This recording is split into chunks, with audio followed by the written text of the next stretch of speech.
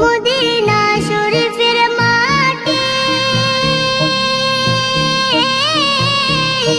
আমার চোখে মুখে বুকে মাখিও। এমন পবিত্র মাটি, এমন পবিত্র মাটি আমার নবীর রওজায়। তোমরা যদি যাও গো মদিনায়, তোমরা যদি যাও গো মদিনায়। ইয়া রাসূলুল্লাহ, ইয়া হাবিবাল্লাহ, ইয়া রাসূলুল্লাহ, ইয়া হাবিবাল্লাহ। মদিনা শরীফের মাঝে বেহেশতের বাগান আছে ও। সেই বাগানে শুয়ে আছেন, সেই বাগানে শুয়ে আছেন প্যারা নবী মুস্তাফায়।